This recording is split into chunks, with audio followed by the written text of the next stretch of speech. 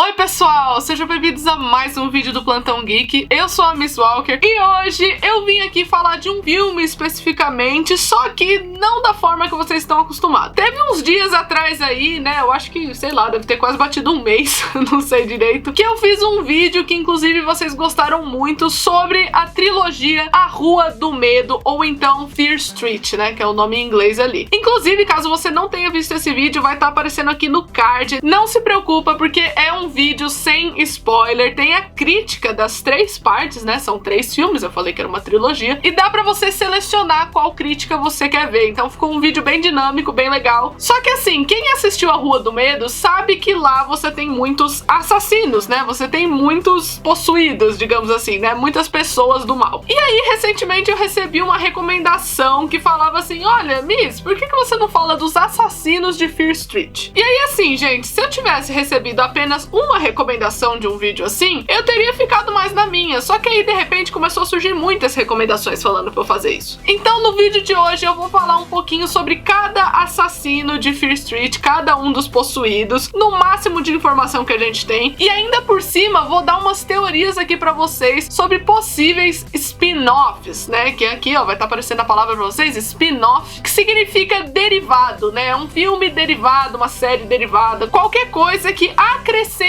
mais ao universo. Então assim, você tem um universo pronto e você vai adicionando mais histórias no mesmo universo. Um exemplo muito popular de spin-off é do universo de Harry Potter, que você tem a saga de filmes, que são aqueles 8 filmes que todo mundo conhece, e ao mesmo tempo você tem Animais Fantásticos e Onde Habitam, que é um spin-off de Harry Potter, porque se passa no mesmo universo. Deu pra entender? Então, se você quer muito ver continuações de Rua do Medo e você quer saber o que eles podem fazer, eu vou dar algumas teorias e algumas opiniões aqui também. Mas antes de eu começar a falar aqui, não se esquece de se inscrever no canal e deixar um like, porque isso me ajuda muito. Compartilhe esse vídeo pra todo mundo que você conhece que gosta de Rua do Medo, né? Gostou muito dessa trilogia. Teve muita gente que gosta de Stranger Things, que acabou gostando do Rua do Medo, né? Porque tem gente do elenco, tem atores que tem Stranger Things nesse filme, tem até locações que aconteceram em Stranger Things que tem em Fear Street também. Então assim, teve uma galera que curtiu essa trilogia e eu fiquei muito feliz que gostaram do vídeo que eu fiz dessa trilogia também. Então é por isso que eu tô aqui de volta. E a maneira que você pode me ajudar é deixando o seu like e compartilhando esse vídeo por aí, beleza?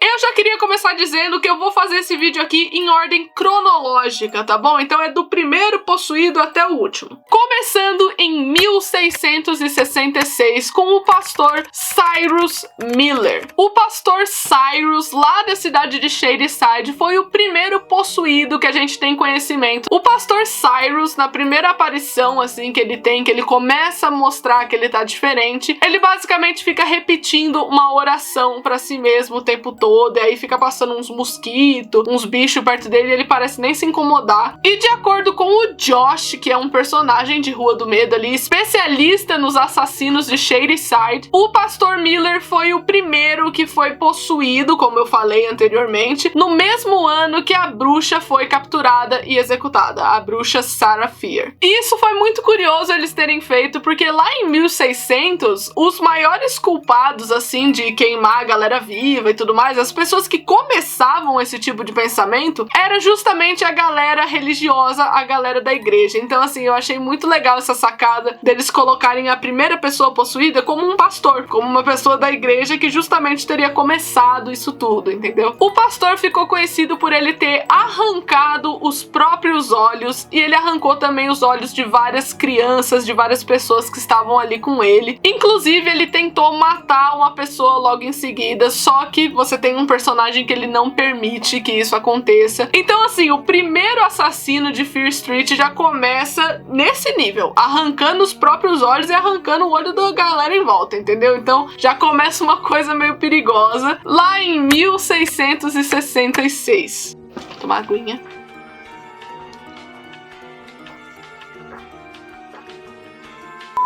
O segundo assassino de Rua do Medo é, infelizmente, um personagem que ele não aparece aparece nos filmes, mas ele é mencionado e dá pra você ver um pouquinho sobre ele no painel que o Josh monta na série, né? Quando ele tá explicando um pouquinho sobre cada assassino, ele tem um painel com vários recortes e lá você tem a menção do Fazendeiro da Morte, que foi um assassino de 1890. Depois do pastor, esse foi o único assassino, né? O único possuído que caiu no conhecimento da galera. E assim, você tem um período de 300 anos, né? Então talvez ele não seja o segundo assassino dessa lista, né? E isso cria uma abertura muito boa para spin-offs. Você pode contar o que aconteceu nesses 300 anos, né, de diferença entre o pastor e o fazendeiro da morte, ou então você pode apostar num spin-off contando especificamente da história do fazendeiro, já que ela não é muito detalhada no filme. Porque como o Josh mesmo aponta naquele esqueminha dos assassinos que ele fez, ele achou muito esquisito que ficou esse gap, sabe? Essa barra de 300 anos sem nenhum assassinato, sem nada. Ficou meio esquisito isso. E com certeza é um dos muitos mistérios que ficaram em aberto em A Rua do Medo. O terceiro possuído, ele apareceu pela primeira vez em 1904 e foi chamado de The Grifter. E eu acredito que na versão em português ficou O Vigarista ou alguma coisa assim. Mas eu confesso que eu não tenho certeza se eles traduziram o nome desse cara. Se ficasse numa tradução, ficaria Vigarista. Mas a gente vai chamar aqui de The Grifter, tá bom? Pra ficar mais fácil. Assim como o seu antecessor, esse The Grifter, ele tem poucos detalhes no filme sobre o que aconteceu com ele. Apesar da gente ter imagens dele nos filmes, né, afogando uma mulher num lago, no maior estilo Sexta-feira 13, a gente não sabe tantas informações do The Grifter assim. Tudo que a gente sabe é que ele aconteceu 90 anos antes do primeiro filme de Fear Street, antes do primeiro filme de Rua do Medo. E a única coisa que a gente sabe é que ele usava uma máscara muito estranha, parecia uma máscara de metal, sabe, que era meio pontuda na ponta, enfim, era meio esquisito, e que ele fez os massacres em 1904, de acordo com os recortes ali do painel do Josh. Mas, de novo, a gente não tem muita informação sobre esse assassino, o que também dá uma brecha muito boa pra um spin-off contando a história dele. Inclusive, eu já adianto, gente, dá pra fazer um spin-off de cada um dos assassinos. Seria fantástico, e você tem uma saga muito grande aí pela frente. Indo agora pra 1922, a gente tem o mais jovem assassino, né? O mais jovem dos possuídos dessa lista, que seria o Billy Barker. E, gente, essa criança, eu fiquei com um pouco de medo, sabe? Teve dois dos assassinos que foram os que eu mais fiquei com medo. O Billy foi um deles, pelo simples fato que a primeira vez que a gente vê esse menino, ele tá matando o próprio irmão de pancada, assim, na cama. Então ficou uma coisa nojenta, uma coisa assustadora. E o Billy tá usando uma máscara que me lembrou o Chuck, sabe? Uma máscara de boneco, uma máscara meio esquisita. E o fato dele ser uma criança traz uma coisa muito curiosa pra essa parte da saga, que você consegue ver que a maldição, ela não necessariamente pega somente adultos ou adolescentes, ela também pode possuir uma criança e deixar as coisas muito assustadoras. O jornal do Josh, quando vai comentar sobre o Billy, fala que ele morreu depois do evento que ele matou os irmãos, sabe? Depois que ele fez lá o que ele tinha que fazer, o Billy acabou morrendo, talvez por tentar impedir que a bruxa ficasse na cabeça dele, sabe? Ele tentou parar com aquilo, mas obviamente não conseguiu. E mais uma vez, esse spin-off sobre o Billy seria super interessante pra mostrar que a maldição não pega somente umas pessoas adultas, pega criança também. Então acho que seria super válido você explorar essa possibilidade em Rua do Medo, caso você quisesse continuar. O próximo assassino é diretamente de 1935 e ele não aparece também nos filmes de Rua do Medo. Ele só é mencionado, inclusive o nome dele é um pouquinho cacofônico, sabe? É um nome meio esquisito. Nos filmes ele é chamado de Humpty Dumpty Killer.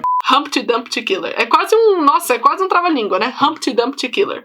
O passado desse assassino é revelado também através do Josh, através de algumas manchetes do jornal dele, que seria essa aqui que tá aparecendo na tela, revelando que partes do corpo foram encontradas não sei aonde. Inclusive, de acordo com a diretora, o Humpty Dumpty era para aparecer no filme originalmente. Ele iria construir corpos com partes de outras pessoas, assim, ia ser uma coisa bizarra, mas a diretora Leif Janiak preferiu deixar o Humpty Dumpty de fora. E assim, isso cria novamente uma brecha de spin-off. Imagina isso, que assustador, gente. O filme ia ficar mais 30 se você colocasse um assassino que mata as pessoas e usa a parte pra construir novas pessoas. Ia ser assim, bizarro. Sem falar que a diretora já assumiu que ela deseja mostrar o Humpty Dumpty em algum momento no futuro. Então assim, perfeito para spin-off, não é mesmo? O próximo assassino é chamado de Harry Hooker e ele é de 1950, apesar dele ter ficado na ativa até 1953. Nos filmes da Rua do Medo, ele também é chamado de O Leiteiro, porque simplesmente nessa década de 50, o Harry era um leiteiro, era um cara que entregava leite na casa das pessoas e ele acabou matando várias donas de casa nesse processo quando ele foi possuído pela bruxa. Inclusive, o leiteiro tem uma história muito diferente relacionada a uma das personagens ali presentes no filme, que eu obviamente não posso falar, mas ele tenta matar a mesma pessoa em 2 filmes diferentes. E eu achei isso muito curioso, eu achei interessante esse link que eles fizeram entre o leiteiro e entre aquela personagem em questão. Então assim, é bem interessante como eles trabalham esses vilões no máximo de camada que é permitido, sabe? Sem estragar muito. Então, novamente, seria muito assustador você fazer um filme que se passa nos anos 50 sobre um cara que foi possuído por uma bruxa e acabou atacando várias donas de casa, né? Seria bem forte, ia ser bem intenso e, de novo, daria um ótimo spin-off. Eu acho que a moral desse vídeo vai ser isso. Ótimos spin-offs. Indo agora pra 1965, tá na hora de apresentar outra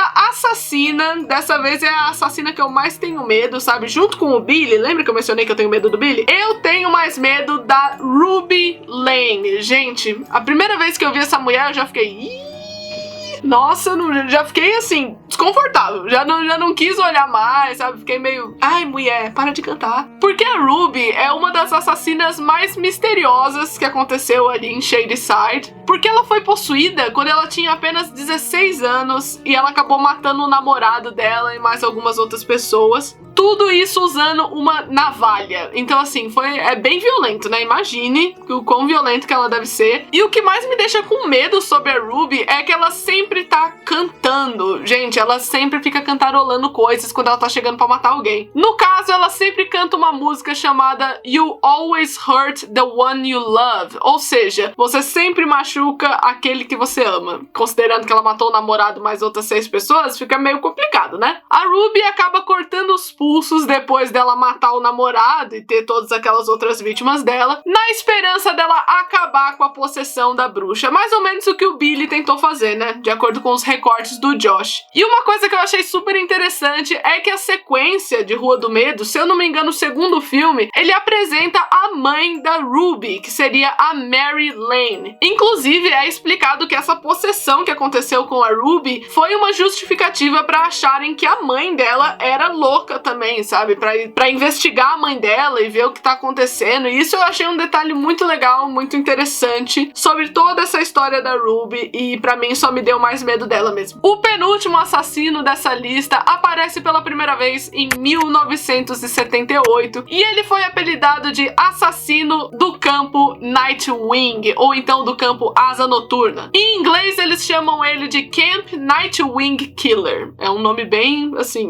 bem gigante, então eles só ficam chamando ele de Nightwing o tempo todo lá no filme. No verão de 1978, o assassino Nightwing acabou matando 12 pessoas ali do acampamento. Imagina o pânico, gente. Foi literalmente um sexta-feira 13 que aconteceu ali naquele momento. E é um cara que ele é meio assustador só de olhar, sabe? Ele tem um saco na cabeça, assim, e fica andando com um machado pra poder matar a criançada. Basicamente é isso. O nome desse assassino era Tommy e ele era um dos conselheiros ali do grupo, que depois nas notícias foi dito que ele simplesmente enlouqueceu numa noite e começou a matar todo mundo. Sendo que a gente sabe que não foi isso que aconteceu, né? Ele foi possuído pela bruxa. Inclusive tem uma menção dele em todos os filmes de Fear Street. Eu acho que é o assassino mais recorrente que aparece. Tem até uma das personagens, a Kate, que fala que a mãe dela estava no acampamento quando isso aconteceu, quando o assassinato ali do Nightwing estava rolando. Só que a mãe da Kate não faleceu no acampamento, mas ela estava lá. lá. Depois dos eventos de 1978, o acampamento foi desmontado e foi montado um shopping no lugar dele, né? O que justifica ali todos os 3 filmes acontecerem, um justificando o outro, né? Bem amarradinho nessa questão. Indo agora pro último assassino de Fear Street, eu estou falando de Ryan Torres, que foi um assassino de 1994, conhecido como Skull Mask, Máscara de Caveira. Basicamente, esse é o assassino que abre ali os filmes de Fear Street, e eu já adianto aqui que esse é o assassino que foi inspirado no filme Pânico, com certeza, aquele filme Pânico da Drew Barrymore. Inclusive, já fica aqui um comparativo pra vocês, que a primeira morte que acontece em Fear Street, que é com a personagem da Maya Hawke, foi completamente inspirada nesse filme do Pânico, na morte da personagem Drew Barrymore. Foi assim, idêntico. Eu lembro quando eu assisti o primeiro filme, assisti os primeiros 10 minutos do filme, eu já falei, nossa, Pânico, obviamente inspiraram em Pânico. É também revelado que o Ryan matou cerca de 9 pessoas nesse massacre do shopping até finalmente ser pego pela polícia. E só depois da morte desse rapaz, né, do Ryan, que infelizmente ele era um aluno da escola, sabe, ele era um adolescente, a bruxa decidiu possuir outra pessoa, já que o Ryan tinha sido morto pela polícia. Mas é claro que a gente vê de novo a presença ali do Skull Mask ao decorrer do filme, né, ele volta à vida, assim como todos os outros assassinos, mas o Ryan foi o último assassino conhecido ali da Rua do Medo, pelo menos até agora. Então é isso, eu espero que vocês tenham gostado do vídeo de hoje. Comenta aí embaixo qual dos assassinos você teve mais medo e qual você achou mais interessante, qual spin-off seria mais legal pra Fear Street também. Compartilha esse vídeo, se inscreve no canal e deixa o seu like, não sai desse vídeo sem deixar o seu like, e eu vejo vocês no próximo vídeo. Tchau!